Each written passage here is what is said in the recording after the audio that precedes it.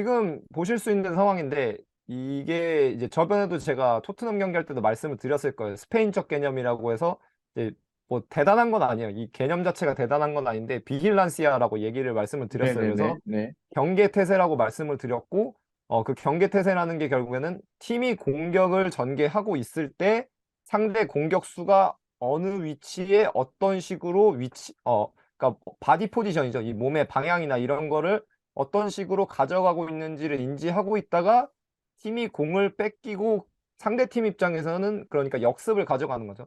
그래서 지금 같은 경우 보게 되면 상대팀이 역습을 진행하기 위해서 최전방 공격수에게 공을 보냈을 때, 그리고 특히 이 최전방 공격수가 등을 지고 공을 받았을 때 다음 플레이를 가져가지 못하도록 돌아서지 못하게 하는 것.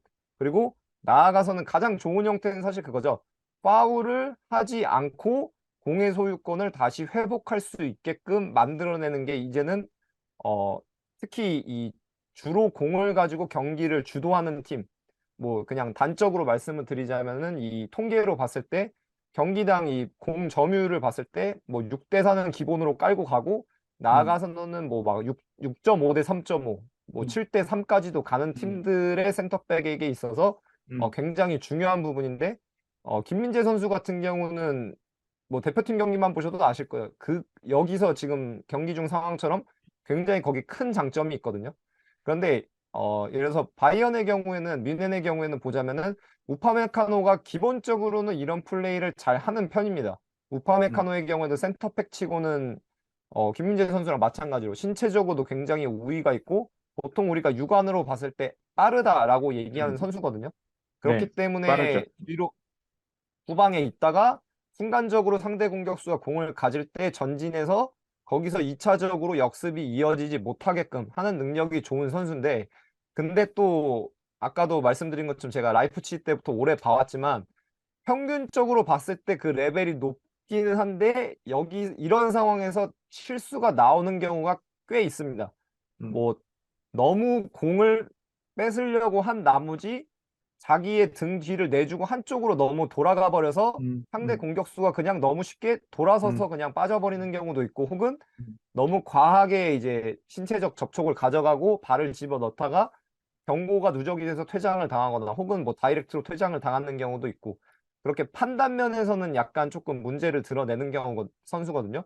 근데 김민재 선수의 경우에는 그런 관점에서 이 비힐란시아라는 관점에서 봤을 때 파울의 빈도도 굉장히 높지 않으면서 음. 곧바로 이런 행위를, 이런 액션을 가져가서 팀이 공의 소유권을 바로 회복할 수 있게끔 하는 센터백이거든요. 네, 물론 그 바탕에는 이제 우리가 보통 얘기하는 이제 태클이라는 이제 스탠딩 태클이죠. 슬라이딩 태클은 음, 아니고 음, 스탠딩 태클을 해서 공을 찾아오는 기술적인 능력, 그리고 선수가 가지고 있는 이 신체적인 능력이 적절하게 조화를 이뤄서 가져가는 거긴 한데, 결국에는 이런 것들이 조화가 되어서 공격적인 센터백으로 이 비힐란시아 경기를 굉장히 잘 가져가는데, 이런 관점에서 봐도 이제 주전 경쟁에서 크게 문제가 없을 거고, 특히 음, 투엘 감독은 백스리를 사용을 충분히 하는 감독이기 때문에 만약에 백스리로 나온다고 하더라도, 특히 이제 백스리로 나오는 경우가 대부분 어떤 경우냐면 상대가 투톱을 활용하는 경우거든요.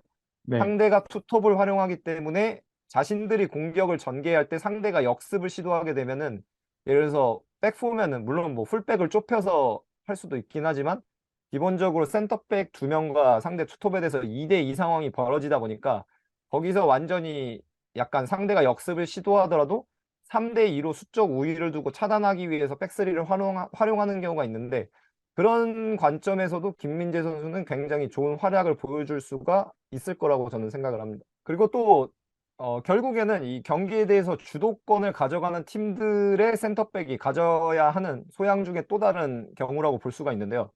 어, 기본적으로 상대가 역습을 일단 시작해서 상대가 앞을 보고 공을 가지고 역습을 전개한 경우 기본적으로 백라인이 가져가야 하는, 특히 센터백의 경우에는 가져가야 하는 이 알고리즘 혹은 오더가 뭐냐면 이 페널티 박스 라인까지는 물러나는 겁니다. 음, 만약에 예를 들어서 뭐 3대 1 정도로 완전히 상대가 공격수가 한 명이고 백라인이 세 명이 갖춰져 있을 경우에는 수적으로 3배이기 때문에 거기서는 공을 뺏기 위해서 조금 더 윗선에서 액션을 취할 수도 있지만, 근데 그런 경우가 아니라면은 보통은 이제 페널티 박스 라인까지 물러나서 백라인 나머지 선수들이 내려와서 백라인을 온전하게 구축할 시간을 벌고 대신에 백라인이 페널티 박스까지 내려왔을 경우에는 지금 경기 중에서 보시는 것처럼 전진을 해서 공을 가진 선수에 대해서 액션을 취해야 되거든요. 그러니까 결국에는 직접적으로 공을 뺏기 위한 행위를 가져가야 되는데 이런 부분에서도 이번 시즌 바이언을 보게 되면은 약간은 조금 약점이 있었다고 볼 수가 있습니다. 특히 우파메카노의 경우에서 이런 약점이 있었는데 김민재 선수의 경우에는 이런 부분에서도 판단이 굉장히 좋거든요. 이제 저는 보통 일을 할 때 선수들한테 뭐라고 하냐면은 공격을 할 때 공을 조금 더 오래 가질 때도 이 표현을 쓰지만 저는 참으라고 얘기를 하거든요. 네. 참아야 된다. 네. 페널티 박스 라인까지는 참고 거기까지 왔을 때는 상대가 우리 골대를 직접적으로 겨냥할 수 있기 때문에 그 전까진 참다가 거기서는 너가 공을 가진 선수에 대해서 동작을 취해야 된다. 액션을 취해야 된다라고 얘기를 하는데 그런 측면에서도 김민재 선수는 전술적으로 굉장히 준비된 선수죠. 지금 상황만 보시더라도 백라인이 구성되게끔 시간을 벌어서 뒤로 물러나 있다가 대신에 백라인이 구성돼서 왔을 경우에는 이제 공을 가진 상대에 대해서 전진을 해서 수비를 펼치고 그때 그리고 제가 봤을 때는 김민재 선수가 이 상대 선수에 대한 특성에 대해서 굉장히 파악이 잘 돼 있는 센터백이거든요. 그래서 상대가 오른발잡인지 왼발잡인지 그리고 뭐 오른발잡이면 똑같은 오른발잡이더라도 특정 상황에서 어떠한 습관이 있어서 주로 어떤 형태로 플레이를 이어 나가는지를 잘 파악하고 있고, 물론 이거는 결국에는 이게 팀의 코칭 스태프와 같이 소통이 되는 부분이긴 하겠지만, 그런 것들이 잘 파악되어 있고, 그러면서 이제 이런 상황에서도 팀이 역습을 당해서 실점 위기를 내주거나 혹은 실점을 내주는 상황도 굉장히 잘 막아내는 센터백이거든요. 그러니까 이런 관점에서 보더라도 저는 뭐 어디를 가든지 충분히 승산이 있지 않나. 예, 그렇게 음. 보고 있습니다. 그래서 지금까지는 좀 전까지는 수비 국면에서 김민재 선수가 기여할 수 있는 것에 대해서 말씀을 드렸는데 이제 공을 가지고 공격을 하는 과정에서 이제 기여할 수 있는 것 특히 분데스리가에서 압도적인 위치를 가지고 있기 때문에 주도적으로 경기를 하는 상황이 많은 이 바이에른 입장에서 네. 김민재 선수가 또 플러스가 될 수 있는 이유를 또 얘기를 해볼 만할 것 같은데 이 네네. 경기는 이제 지난 월드컵 때죠. 지난 월드컵 때 우루과이전 때인데 이 경기도 보면은 뭐 제 생각에는 지금 영상을 보시는 분들은 경기를 거진 다 보셨을 거예요. 이날 우루과이가 경기를 어떻게 했는지. 원래는 저희가 이 경기가 있기 전에 생각을 했던 거는 우루과이가 전력이 좋으니까 조금 공격적으로 나오고 공을 가지고 주도적으로 해서 우리가 약간 고전하는 경기가 되지 않겠냐라고 했는데 진짜 실상은 진짜 경기가 그렇지가 않았죠. 지금 보실 수 있는 것처럼 이제 좌우 측면 미드필더가 보통 내려앉아서 순간적으로 백파이브를 구축하는 경우도 많았고 경우에 따라서는 뭐 식스백까지 구축하는 경우도 많으면서 사실상 거의 뭔가 리스크를 감수하지 않으면서 경기를 하려는 경우가 많았는데 이날도 완전히 뭐 김민재 선수로 인해서 완전히 뭐 클리어한 찬스가 나왔다고는 볼 수는 없겠지만 이러한 경기 양상에서 김민재 선수가 보여줄 수 있는 게 뭐였는지가 또 굉장히 적절하게 잘 나왔습니다. 그리고 이 바이언이란 팀을 감안했을 때는 리그 경기에서도 이런 상황이 올 수가 있는 확률이 굉장히 높기 때문에 지금 같이 살펴보고자 하는데 네. 이미 어느 정도 많이 아실 거예요. 김민재 선수는 이제 공을 가졌을 때 우리가 흔히 얘기하는 이제 드리블을 하는 능력이 굉장히 좋은 선수죠. 네. 뭐 아까 제가 약간은 그러니까 뭐 선수의 레벨 이런 게 떠나서 선수의 특성으로 봤을 때 가진 장점으로 봤을 때 약간은 저는 라모스 선수가 레알 마드리드에서 꼈을 때가 떠오른다고 말씀을 드렸는데 네. 이런 관점에서는 또 약간은 그 과거에 이제 브라질 센터백으로 하자면 특히 또 바이언에서 뛰었던 선수 중에 이 루시우 선수랑 상당히 또 비슷합니다. 음. 음. 루시우 선수의 경우에도 굉장히 거구였음에도 불구하고 공을 가졌을 때 이 드리블을 통해서 전진하는 성향이 굉장히 강한 선수였고 그러면서 굉장히 인상 깊은 장면을 커리어 내내 많이 만들어냈었는데 김민재 선수도 이제 동일한 특성을 지니고 있는 거죠. 근데 저는 이제 얘기를 하고 싶은 게 보통은 그냥 센터백이 공을 가지고 전진하니까 이제 수비를 뭐 제치고 들어갔다 아니면은 뭐 굉장히 공격적이다라고 얘기를 하면서 그냥 거기서 끝나는 경우가 많은데 근데 저는 이 드리블이 가지고 있는 의의에 대해서 좀 얘기를 하고 싶어요. 음. 어, 기본적으로 저는 이제 많이 얘기를 하는 게 제가 이제 코치를 할 때도 그렇고 선수들한테 얘기를 하는 게 축구는 라인의 관점으로 이해를 해야 된다. 11명의 선수로 다른 종목보다 많은 선수가 있기 때문에 특히 상대 수비 같은 경우가 다른 높이에 지금 보시는 것처럼 다른 높이에 서게 되면 이제 그 높이에 맞춰서 라인이 구성된다고 생각을 해야 된다. 근데 공을 가진 선수가 하는 드리블은 결국에는 이 라인을 넘어설 수 있는 행위다라고 얘기를 하거든요. 그래서 스페인 관점에서 보자면은 드리블을 한국에서는 이제 보통 그냥 드리블이라고 하잖아요. 수비를 직접적으로 1대1을 해서 벗겨내는 행위의 경우에도 드리블이라고 얘기를 하고 뭐 최근에는 약간 탈압박이라는 단어도 쓰이기는 하지만요. 음, 근데 그리고 그냥 공간에 대해서 전진을 하는 경우도 이제 보통 드리블이라고 합니다. 반면에 스페인의 경우에는 이 드리블을 두 개를 명백하게 나누거든요. 수비를 벗겨내는 행위의 드리블과 공을 가진 선수가 자신의 앞에 공간이 있을 때 공간으로 공을 가지고 이동하는 행위를 이제 나눠서 단어가 따로 있는데 음, 김민재 선수의 경우에는 그 두 가지 드리블의 관점에서 보자면은 이제 후자에 해당되는 드리블이 굉장히 음, 좋은 경우죠. 물론 수비를 음, 벗겨내는 드리블도 센터백은 꽤 괜찮은 편이지만요. 그래서 이 공간에 대해서 하는 드리블이 왜 굳이 라인과 또 연관지어서 볼 필요가 있냐면 후방에서 공을 가지고 공격을 전개해서 이제 첫 번째 라인 일선을 넘어선 경우입니다. 그러니까 네, 여기서 일선을 넘어섰을 경우의 의의는 뭐냐면 그러면 일선을 넘어섰기 때문에 공을 가지고 전진을 하면 그럼 이 전진하는 김민재 선수를 막아야 하는 책임은 이제 그 다음 라인 2선으로 넘어가게 됩니다. 그리고 네, 만약에 근데 2선까지 넘어서게 되면은 예를 들어서 그렇다면은 이제는 그 3선으로까지 그 책임이 넘어가게 되는 거고요. 근데 2선까지 책임이 넘어갔을 경우에 보게 되면은 결국에는 2선에서 움직임을 1선에서 가져가지 못했기 때문에 2선에서 지역 방어를 깨고 움직이게 되면 이로 인해서 자유로운 선수가 이제 발생하게 된다는 거죠. 음, 그러면은 순간적으로 이로 인해서 이제 뭐 지금 같은 경우 이렇게 보면은 이 안에서 2대1 상황이 나올 수가 있는 거죠. 지역 방어를 음, 깼기 때문에. 공간에 대한 드리블로 다음 라인에서의 수비를 강요하고 거기서 뭔가 수적 우위를 만들어낼 수가 있고 그리고 또 다른 의의는 뭐냐면 지금 보시게 되면은 1선을 넘어섰고 아직까지 2선이 완벽하게 대응이 되지 않은 상태이기 때문에 그렇다면 이제 문제는 뭐냐 수비 입장에서 3선도 결국에는 김민재 선수한테 이 시야가 고정이 되게 됩니다. 네네, 사람이 그러니까 이 정보를 가져가는 시야 각이 보통 한 70도 정도라고 얘기를 음, 하거든요. 그래서 음, 70도면은 생각보다 굉장히 좁아요. 그래서 음, 나머지 뭐 보통은 막 한 180도 정도 된다고 생각을 하시지만 70도를 제외한 나머지 각은 약간 그런 거거든요. 이게 뭔가 물체가 날라왔을 때 피하기 위해서 생존을 음, 위해서 약간 음, 있는 시야고 그렇다면 정보를 가져가기 위한 시야는 그 정도밖에 없는데 지금도 이 우루과이 백라인을 구성하고 있는 선수들의 시야를 보시게 되면은 다 이제 공을 가지고 있는 김민재 선수 쪽으로 시야가 고정이 되어 있는 걸 볼 수가 있죠. 이런 식으로 시야가 고정이 되면 마찬가지로 삼선에서도 지금은 측면에는 나와 있지는 않지만 이 측면 바깥에 있는 선수가 또 자유롭게 놓이게 됩니다. 그러면은 측면 같은 경우에는 근데 또 중요한 게 뭐냐면 다들 아시다시피 주로 뭘 하는 공간이냐면 1대1을 하는 공간이잖아요.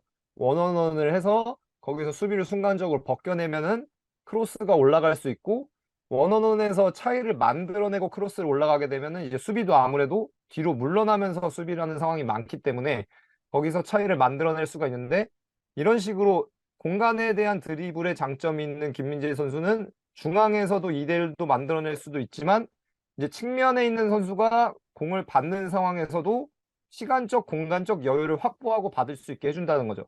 만약에 여기서 지금 이 오른쪽 측면에 있는 우루과이 수비가 여기서 시야가 고정되지 않았다면 그냥 김민재 선수가 여기서 멈춰서 공을 패스를 했다면은 이미 아마 고개가 한쪽으로 이미 돌아가 있겠죠. 굳이 볼 필요가 없으니까. 왜냐하면 공이 이미 음, 정지했고 예를 들어서 정지했으면은 이선에서 대응을 했을 테니까 자신은 공을 가진 선수가 아니고 자신이 마크해야 되는 대상에 대해서 좀 더 집중을 할 수가 있는데 공이 지속적으로 움직이고 있고 자신에게 올지도 모르기 때문에 이제 측면에 있는 동료는 시간적, 공간적 여유를 확보할 수 있고 받아서 이제 여기서 그 여유를 가지고 이제 1대1 원원원을 시도할 수가 있는 거죠.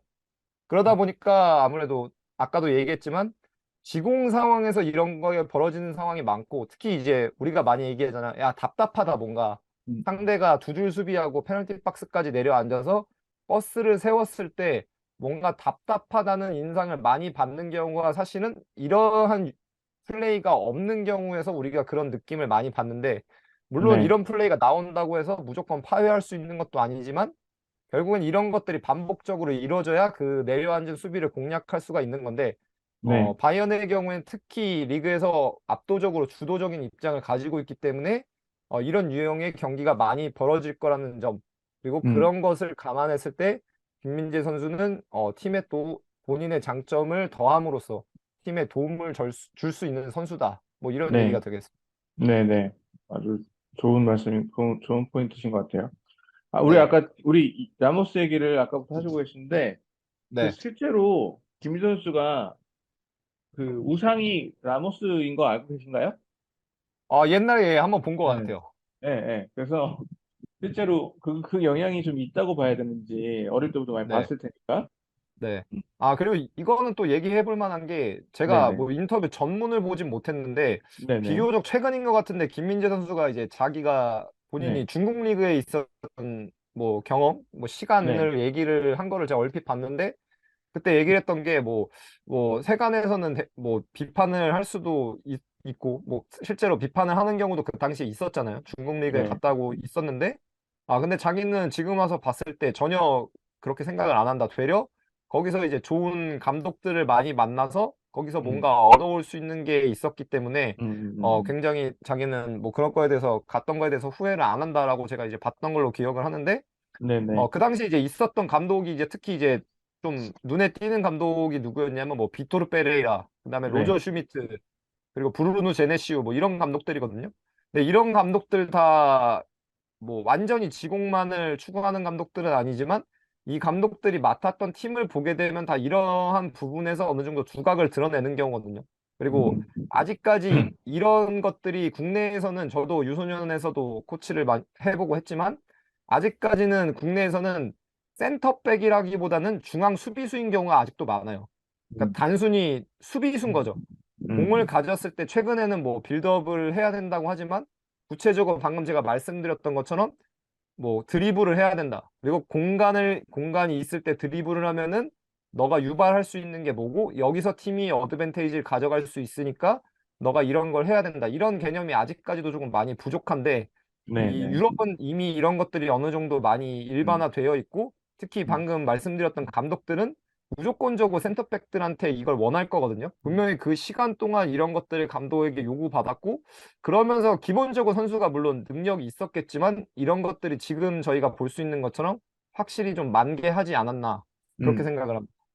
네. 마지막 장면은 이제 지금 보시는 장면이거든요. 지금은 김민재 선수가 왼쪽 센터백이 아니고 이제 오른쪽 센터백으로 나왔을 경우인데 음, 오른쪽 백 센터백으로 나와서 아까 제가 이제 작전판 가지고 설명할 때 말씀드렸던 상대 라인을 관통하는 패스를 시도하는 장면입니다. 지금 보시게 네. 되면은 이제 유벤투스랑 경기인데 이제 2선이 구성돼 있고 여기 1선의 경우에 이제 밀리크 선수죠. 밀리크가 있는데 나폴리 같은 경우는 이번 시즌 굉장히 많이 나왔던 장면이 뭐였냐면 이 잠보안기 선수가 기본적으로는 433에서 이 역삼각형의 위에 위치하는 선수잖아요. 우리가 보통 433에서 8번이라고 얘기하는 선수인데 이 네. 선수 같은 경우에는 상대 이 미드필더 라인 뒤에 있다가 내려와서 패스를 받으면서 지금도 이 전 장면이 뭐냐면은 김민재 선수랑 잠보안기사 선수가 패스를 주고받으면서 이제 유벤투스 미드필더 라비옷이 끌려 나온 거거든요.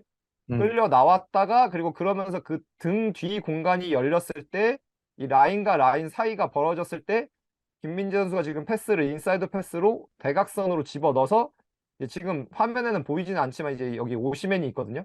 그래서 네. 받고 오시맨이 여기서 보통은 이제 나폴리 경기 많이 보신 분들은 아실 거예요. 오시맨이 잡고 돌아서는 게 아니고 여기서 삼자 플레이를 가져가서 보통은 라인 사이에 있는 지엘린스키에게 공을 넘겨주거나 혹은 이제 측면으로 한 번에 이제 열어줘서 측면에서 1대1을 시도하는 경우가 음, 굉장히 많은데 김민재 선수는 지금 보시는 것처럼 아까 제가 말씀드렸잖아요. 뭐 아까는 그러니까 제가 왼쪽 센터백으로 나왔을 때 오른발잡이기 때문에 자연적으로 대각선을 볼 수 있게 된다. 그리고 그 대각선이라는 것이 결국에는 자신이 직면한 수비의 등 뒤가 된다라고 말씀을 드렸는데 지금은 오른쪽 센터백으로 나와도 오른발잡이기 때문에 그 부분에서 크게 문제가 없다. 되려 그 부분에서도 마찬가지로 이제 강점이 있다는 게 보여집니다. 그래서 음, 이런 경우는 또 어떤 경우가 될 수 있냐면은 어 주로 지공을 하는데 상대가 어느 정도 높은 위치에서부터 압박을 시도할 경우에 네, 압박을 시도해서 미드필더 라인과 상대의 백라인 간격이 벌어졌을 경우에 그 압박을 공략하기 위한 압박을 파회하기 위한 관점에서도 센터백으로서 필요한 능력을 이제 김민재 선수가 갖추고 있고 지금 이 장면은 제가 뭐 단적으로 보여드리지만 이런 장면이 굉장히 여러 번 많이 반복됐거든요. 네, 왼쪽으로 나왔을 때도 그렇고 오른쪽으로 나왔을 때도 그렇고 특히 방금 전에 저희가 봤던 이 드리블과 연관을 지어서 보자면은 드리블을 통해서 전진을 한 이후에 상대 1선을 넘어서고 2선이 자신에게 고정되었을 때 그 2선의 등 뒤로 집어넣는 패스. 여기에 굉장히 일가견이 있는 센터백이기 때문에 그리고 뭐 결국엔 또 다시 또 맨체스터 시티 얘기를 할 수밖에 없을 것 같은데 맨체스터 시티가 이번 시즌 트리플 크라운을 하고 뭐 특히 이 센터백들의 후벤 디아스를 포함해서 센터백들의 활약이 굉장히 좋았잖아요. 근데 이런 센터백들의 경우가 다 결국에는 능한 게 뭐냐? 다 이거에 굉장히 능하거든요. 음, 근데 결국에는 국내에서는 이런 것들에 능한 센터백이 아직까지는 없었고 뭐 국내뿐만이 아니고 사실은 냉정하게 봤을 때 아시아 랩에서는 그렇게 없었죠. 이 정도로 두각을 드러내는 센터백이 없었는데 김민재 선수는 그 결과는 다르게 확실히 약간은 진짜 무슨 돌연변이가 아닌가 싶을 정도로 그런 부분에서 두각을 드러내고 있고 지금 장면의 경우에도 결국에는 아까는 드리블이었다면은 패스 근데 그 패스도 대각선 패스고 삼자 플레이를 가져갈 수 있는 패스 음, 구체적으로 그게 어디서 행해지냐 상대 미드필더 라인과 백라인 사이를 관통해서 들어가는 패스로 뭐 음, 이루어진다 뭐 음. 이렇게 얘기할 수 있을 것 같습니다. 이게 지금 우리가 네 장면을 봤는데 김민재 선수 수비 두 장면, 공격 두 장면. 이게 지금 얘기가 어디서 시작된 거냐면 물론 김민재 선수 사실 이게 우리가 얘기하다 보면 김민재 선수의 장점 선수 분석을 했다고도 볼 수 있어요. 왜 지금 공격 네. 수비 시 공격 시 두 장면씩. 네. 근데 이게 지금 어디서 시작된 거냐면 우리가 김민재 선수가 맨유에 갈 경우 그다음에 미넨에 갈 경우 어떨지에 대해서 얘기를 하다가 이제 미넨 얘기를 하다가 미넨의 경우 투엘 감독이 쓰리백 쓰고 뭐 전술 변화를 되게 많이 가져가는 감독이기 때문에 과연 이런 전술 변화의 중심에서 김민재 선수가 잘할 수 있을까를 우리가 얘기하다 보니까 김민재 선수가 이런 강점들이 있기 때문에 김민재 선수가 충분히 투엘 감독의 미넨에서도 우리가 아직 모르지만 어떻게 네. 최종은 오피셜은 안 났기 때문에 잘할 수 있을 것 같다. 이런 흐름으로 우리가 쭉 이야기를 한 겁니다. 지금 제가 정리한 게 그 장코치님 보시기에 오해가 없나요? 네네네. 네. 그렇게 우리가 쭉 지금 그 플로우로 온 겁니다. 처음 쭉 온 거고.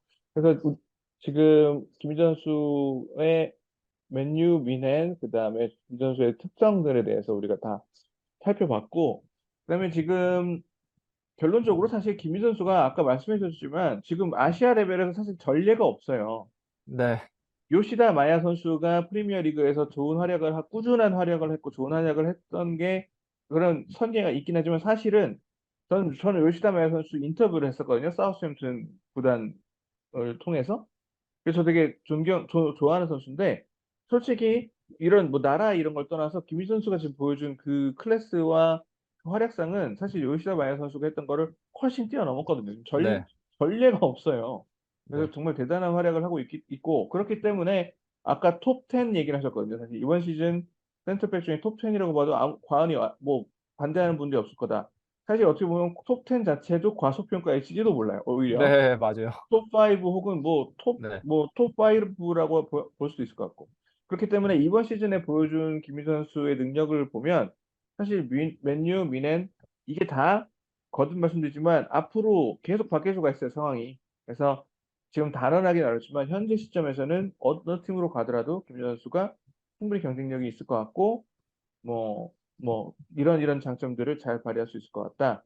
우리가 여기까지 이렇게 정리하면 될 것 같고, 그다음에 우리 마지막으로 끝내기 전에 이거는 러프한 얘기인데, 왜냐하면 사실 이거는 아직 구체적인 링크는 없거든요. 근데 저는 개인적으로 맨시티 링크가 되게 정말 이게 되게 지극히 개인적인데 되게 그러니까 맨시티라는 클럽도 클럽이지만 펩하고 한번 만나면 좋겠다. 네, 저는 이 개인적인 바람이 있거든요. 왜냐면 네, 펩은 보시면 수비수를 기가 막히게 잘 쓰는 막 포지션 변경도 하고 이번 네, 시즌에 존 스턴스를 네, 바- 존 스턴스 포지션 변경해서 쓴 것만 봐도 그리고 김민재 선수 같은 경우에 정말 전형적인 센터백들하고는 다른 강점들이 많은 선수이기 때문에 제가 개인적으로는 펩과 김민재 선수가 만난다면 또 하나의 되게 멋있는 뭔가가 나오지 않을까. 존 스턴스와 했었던 뭐 그런 것처럼 이번 시즌에 그런 생각을 좀 네, 개인적으로 하는데 그 부분 어떻게 생각하십니까? 장 코치님도 펩 되게 많이 잘 알고 네, 좋아하시잖아요. 네. 그냥 저희가 오늘 했던 음, 얘기랑 결국엔 이어지는 것 같아요. 어딜 음, 가도 솔직히 음, 말해서 문제가 없고, 음. 특히 지금 저희가 김민재 선수의 장점을 조금 세부적으로 살펴봤잖아요. 이러한 장점이 있기 때문에 특히 공을 가지고 주도적으로 하는 팀에는 어딜 가든지 저는 잘 어울린다고 봅니다. 그게 어느 펩이 제일 감독이든, 잘하는 거잖아요. 네, 어느 예. 감독이는 솔직히 음, 호불호가 있을 수가 음, 없어요, 제 생각에는. 음, 음, 음, 물론 이번 시즌에 보여준 활약을 뭐 2년, 3년, 4년, 5년 계속해서 이어간다는 전제겠지만, 이런 활약이 이어진다고 가정을 한다면 솔직히 호불호가 있을 수가 없어요. 뭐 음, 맨체스터 시티의 경우도 그렇고, 뭐 제 생각에는 뭐 전혀 이적설이 안 나오고 있지만 뭐 음, 바르셀로나를 가도 음, 상관이 없고, 음, 뭐 아스날을 가도 상관이 없고, 전혀 음, 상관이 없다고 보고, 그리고 특히 이번 시즌 챔피언스 리그를 결국에는 맨체스터 시티가 우승을 했는데 이 네. 과정에서 중요했던 게 뭐냐면은 이제 이제 시즌 중반쯤에 이슈가 많이 됐어요. 이 센터백을 4명으로 채우는 백라인. 음, 음, 음, 음, 깐셀로를 과감하게 음, 보내버리고 음, 음, 음, 우리 보내도 문제 없어라고 하고 보란 듯이 이제 손스 뭐 아칸지 아케 후벤디아스 쓰면서 음, 이 4명 센터백을 쓰면서 챔피언스리그에서 계속 내내 발목을 잡았던 음, 상대 역습을 저지하는 백라인까지 결국에는 구축을 해냈는데 아까도 제가 이제 공격을 하다 공을 뺏겼을 때 김민재 선수가 어느 정도로 역습을 잘 막아낼 수 있는지 이를 음, 사전에 잘 차단할 수 있는지를 말씀을 드렸는데 그런 관점에서 봐더라도 전혀 문제가 없죠. 특히 음, 맨체스터 시티에게 그게 챔피언스리그에서 발목을 잡았던 부분인데 음, 그 부분을 보완을 하면서 음, 팀이 챔피언스리그 우승을 한 건데 네, 동일하게 그 부분을 장점으로 가지고 있는 선수이기 때문에 네. 와도 저도 전혀 문제가 없을 거라고 봅니다. 물론 음. 선수가 실제로 이적을 하는 건 다른 얘기겠지만. 네네. 문제가 없을 거는 뭐 저도 당연히 동의를 하고 제가 좀 더 개인적으로 궁금한 것은 펩이 김민재 선수를 어떻게 쓸까? 만약에 네, 언젠가 지금 당장 다음 시즌이 아니라 네, 언젠가 꼭 맨시티가 아니라 어디선가에서 펩이 네, 김민재 선수와 만날 기회가 있다면 네, 펩이 과연 김민재라는 수비수를 어떻게 쓸지가 되게 재밌을 것 네, 같다. 개인적으로. 네, 왜냐면 네, 그냥 정말 포지션을 파괴하는 감독이기 때문에 네, 진짜 김민 선수가 펩이랑 만나면 진짜 이번 시즌 존 스턴스가 했던 것처럼 막 위로 올라가서 막 미드필드처럼 뛸 수도 있는 것이고 사이드로 갈 수도 있을 것 같고 되게 무슨 기상천외한 상황이 발생할까 그 개인적인 호기심이 좀 있고 그래서 근데 네, 맨시티는 아직 그 링크가 아직 구체적으로 오퍼가 오고 한 건 아니기 때문에 만약에 나중에 이게 모르는 거거든요. 왜냐면 김민 선수가 지금 어제 로마노 기자가 어제 드디어 이거를 알고 썼던데 7월 6일까지 훈련소에 있어요. 네, 그러니까 7월 6일까지는 메디컬을 받을 수가 없는 거죠. 훈련소에서 메디컬을 받으라. 뭐 받아서 뭐 하나? 그 불가능할 것 같고 메디컬을 받을 수도 없고 본인이 서명하는 게 불가능한 상황이기 때문에 이게 7월 6일까지는 언제든지 다른 팀이 또 끼어들 수가 있거든요. 네, 다만 미넨이라는 클럽은 누가 끼어든다고 이게 흔들릴 정도의 입지가 있는 팀은 아니라 위넨과 계약이 되고 있었었는데 누가 끼어들어서 이게 판이 바뀔 수 있는 팀은 사실 한 손으로 꼽을 거거든요, 지금 유럽에. 근데 네, 몇 팀 맨시티는 그 중에 없죠. 하나가 될 수는 있죠. 맨시티는 그 중에 하나 될 수가 있습니다.